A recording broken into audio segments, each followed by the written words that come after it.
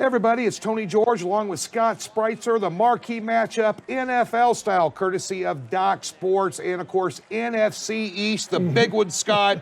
That is Dallas taking on, after a convincing win, I might add, over the Rams, a little surprising to me, taking on the Philadelphia Eagles, who struggled with a miracle win and a miracle cover. Yeah. If you had the 6.5 with them last week against the Redskins, who are playing a little bit better ball, give them that. But Callahan's not doing bad things in Washington right now, relatively speaking. He's not. And I'll tell you something right now. This is for pretty much just a playoff game.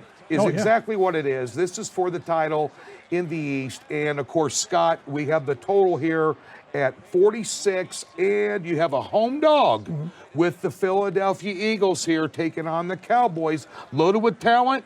Jason Garrett's going to have to call a great game against a better coach in Peterson. Your thoughts? Well, I'll tell you what. First of all, here's what happened in Vegas on that crazy ending to the Philadelphia-Washington game. I'm sure by now you know all about it. Listen, this game and that total in the Atlanta Falcons-San Francisco 49ers game that went over with 2 touchdowns being scored in the final 8 seconds of the game, you had a situation where, because of Philadelphia covering on the final play, defensive fumble return for a touchdown for about 50 yards on the game's final play, combined with that game going over in San Francisco on the game's final play, on all those laterals, 2 touchdowns in 8 seconds. You had a bettor here at the Cosmopolitan in Las Vegas who bet a 9-team parlay for $200, and he won $75,000, and it came down to those 2 miracle covers. So listen, the books were crying about it on Monday, saying, oh, the Philly win went the bettor's way. But, you know, I still see, $200,000 chandeliers throughout the casinos in Las Vegas. So I'm sure they're not hurting too bad. They'll probably get by with that.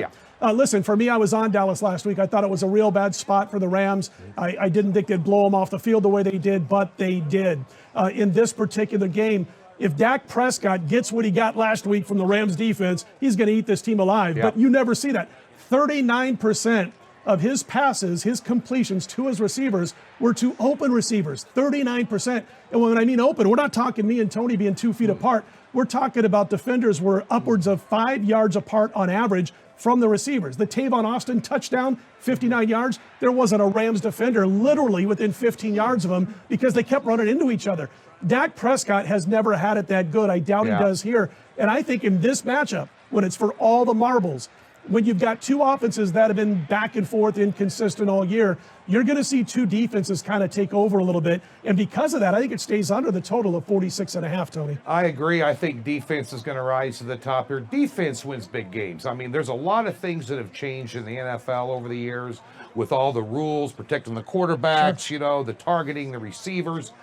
They tend to get open a little bit more. They're very sensitive about calling plays calling PIs against these guys. But at the end of the day, defense wins championships. It wins division titles. It wins games. And I'll tell you what, right now, if you take a look at Baltimore, all the talk about Jackson, their defense is playing great defense. That's also why they're winning games. And I think the defense rises to the top in this one on both teams. I do think Dallas has more offensive firepower. Oh, yeah, with Philly's injuries at wide receiver. With Philly's injuries at wide receiver. And I think that gives Dallas an edge, here under the fall number of 3. But at the end of the day, I agree with Scott. I think it's a good underplay. I think it's going to be a good old-fashioned NFC East in the cold in December. Couple of heavyweights going out of here. 17-10 ball game. 17-14, 21-17 would not surprise me at all. I'm kind of leaning with you. I guess it's a free play. There you go, A free play on the under in the NFC, basically East Championship game this Sunday. Hey, for all the action, get over to DocSports.com. We got a $60 link in the description below. You can get a free $60. Come get hooked up this weekend. I'm bouncing back off a tough Sunday for the first time in 5 weeks, and Scott's rolling. So come on over there, join us and 10 other handicappers at DocSports.com this Sunday.